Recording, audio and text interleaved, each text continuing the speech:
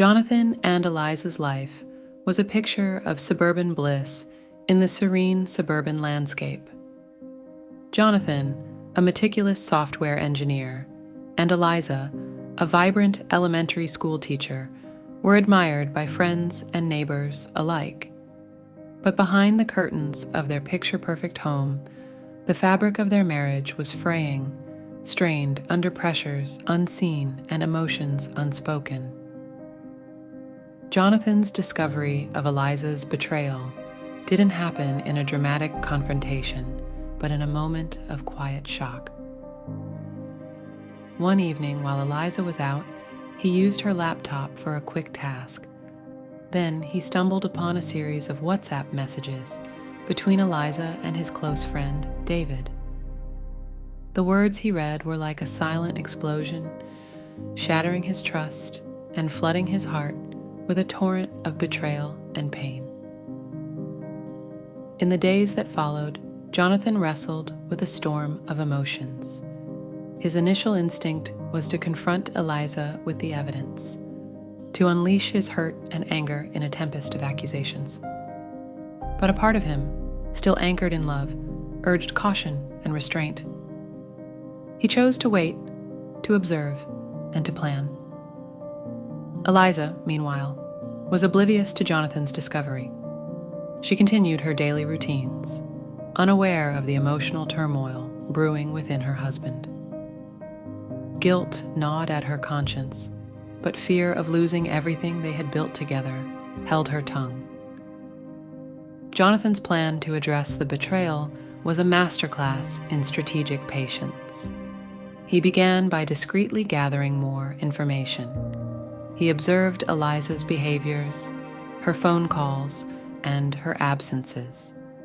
He wanted to understand not just the what, but the why of her infidelity. His love for her complicated his feelings, creating a labyrinth of confusion and despair in his heart. As Jonathan pieced together the puzzle, another twist emerged. He discovered that David had been manipulated into the affair by someone from Eliza's past, a shadowy figure driven by a desire for revenge against her. This revelation shifted Jonathan's perspective, turning his wrath away from David and towards this unknown antagonist.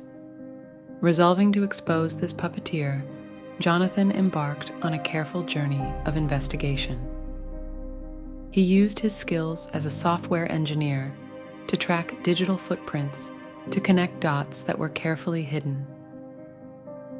This mission consumed him, his home becoming a war room of evidence and theories. Meanwhile, Eliza struggled with her turmoil, sensing a growing distance between them. The weight of her secret was a heavy cloak she wore daily, suffocating her slowly. She longed to confess, to rid herself of this burden, and to seek Jonathan's forgiveness. She planned to tell him everything and lay bare her heart and mistakes.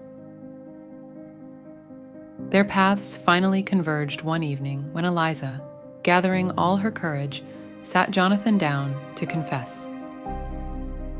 But before she could speak, Jonathan shared his knowledge of the affair and the external manipulation. The room was filled with a heavy silence, a mix of Eliza's shock and relief, and Jonathan's pain and understanding. The conversation followed was a dance of tears and words, a painful but necessary step towards healing. They spoke of their love, their fears, their failures. It was a raw, unfiltered exchange that laid bare the vulnerabilities and strengths of their relationship. In the days that followed, as they navigated this new reality, Jonathan's investigation led him to the mastermind behind the affair, a vengeful ex-partner of Eliza from her college days. This person had orchestrated the experience to ruin Eliza's marriage, a twisted form of retribution for a perceived slight in the past.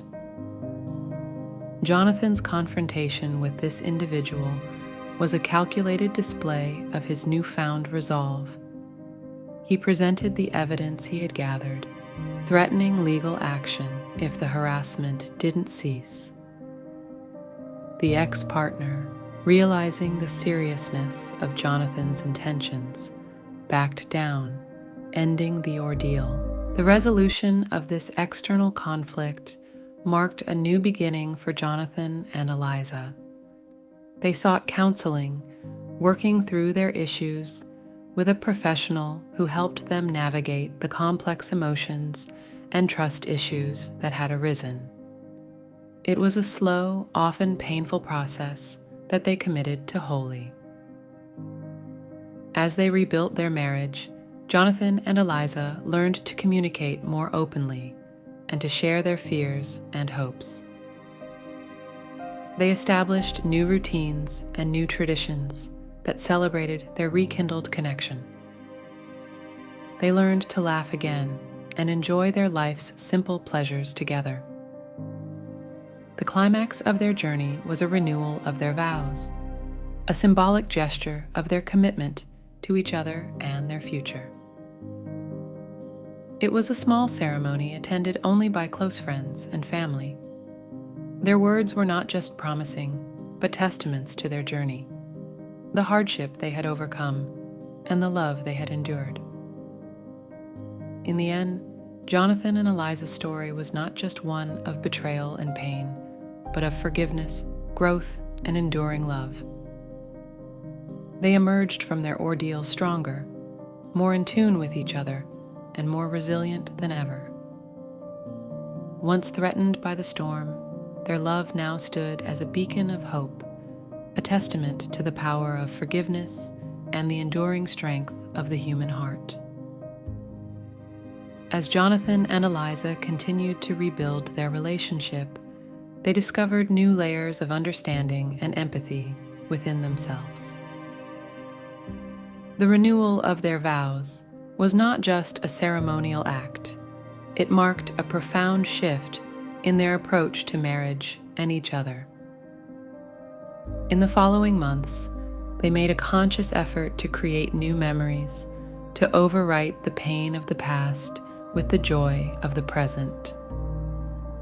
They started a tradition of weekly date nights, exploring new restaurants and activities in their city. These outings became a sacred space for them to reconnect, to talk and laugh, and to remember why they fell in love in the first place. Meanwhile, Jonathan's career took an unexpected turn. The ordeal with Eliza's ex-partner had ignited his passion for investigative work. He began using his cybersecurity software skills, helping others protect their digital lives from manipulation and fraud. This new career path was not only professionally fulfilling, but also served as a therapeutic outlet for him.